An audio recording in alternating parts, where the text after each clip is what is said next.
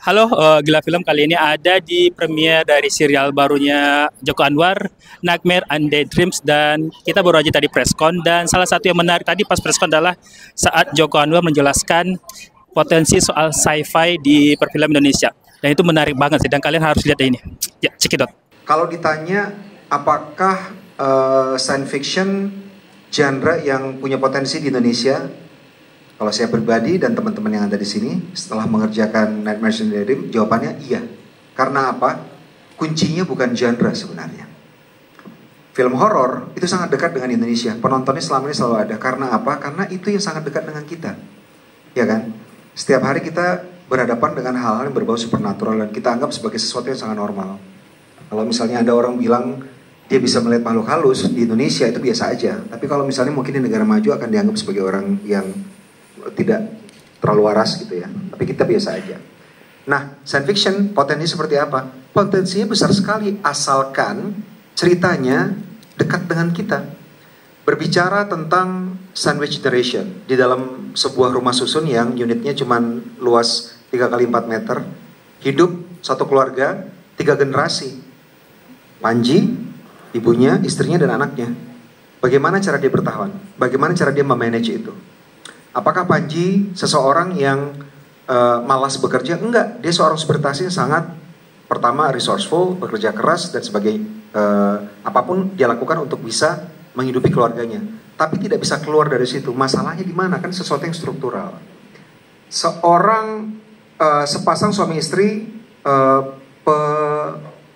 pengumpul pencari pengumpul sampah di Bantar Gebang, tempat pembuangan sampah akhir. Mereka hidup dengan sangat penuh dengan kekurangan tentunya. Setiap hari lilitan hutang dan sebagainya mendera kehidupan mereka. Dan mereka mencoba untuk mencari jalan pintas untuk bisa keluar dari situ. Manusiawikah? Manusiawi, tapi apakah itu benar? Nah, itu yang menjadi pertanyaan dalam Nightmare and Daydreams. Seorang bapak yang harus membayar bills seperti tagihan rumah tangga yang rutin, membayar uang sekolah anaknya dan sebagainya. Dia juga punya disabilitas, tidak bisa melihat dengan warna. Di Indonesia masalahnya seperti apa? Sekarang sudah mulai orang-orang memberikan kesempatan untuk orang-orang yang punya disabilitas, tapi masih belum cukup.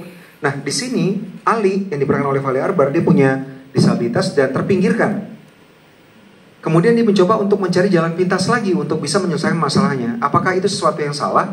Nah, itu yang diperdebatkan di Nightmare and Daydreams. Jadi, this is yes a science fiction, tapi ceritanya yang kita alami setiap hari. Kita mencoba untuk menyelesaikan masalah-masalah kita yang sebagai seorang manusia tinggal di Indonesia, everyday we facing it gitu. Tagihan yang membengkak, gaji yang tidak, kenaikan gaji yang tidak sepadan dengan inflasi, laju inflasi dan sebagainya. Itu kan sesuatu yang sangat kita alami sekarang. Kita gajian tanggal 30, tanggal 2 gaji kita sudah habis. Muncullah Fachri Albar di angkot mikir, gimana cara gue ya hidup 28 hari lagi?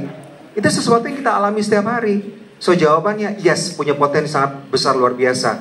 Dengan catatan harus relevan dan harus relatable dengan apa yang kita alami di Indonesia. Ini untuk point of view Indonesia, penontonnya bisa relate. Untuk orang di luar negeri seperti apa? Penonton dari luar negeri, termasuk kita di Indonesia, kalau misalnya menonton film dari luar, yang akan membuat film itu menarik buat kita, tertarik bagi kita untuk menontonnya, ada 2 hal. Yang pertama, isunya universal, temanya universal, tapi diceritakan dalam sudut pandang kita orang Indonesia. Misalnya film seperti A Separation, tentang suami istri yang mencoba untuk berpisah. Seemingly gampang kita mengetahui dan paham soal perceraian misalnya, tapi diceritakan dalam sudut pandang masyarakat, society, orang yang tinggal di Iran. Bagi kita di Indonesia bisa menggunakan itu, cerita di film itu, karakter di film itu untuk memiliki perspektif baru yang mudah-mudahan bisa kita gunakan untuk memahami dan mungkin bisa mencari solusi untuk untuk masalah kehidupan kita di Indonesia gitu. So, Nightmare and Daydreams relevan buat kita, relatable buat orang Indonesia, tapi buat orang luar negeri juga akan sangat menarik karena kita berikan perspektif kita sebagai orang Indonesia menyelesaikan masalah kita seperti apa gitu.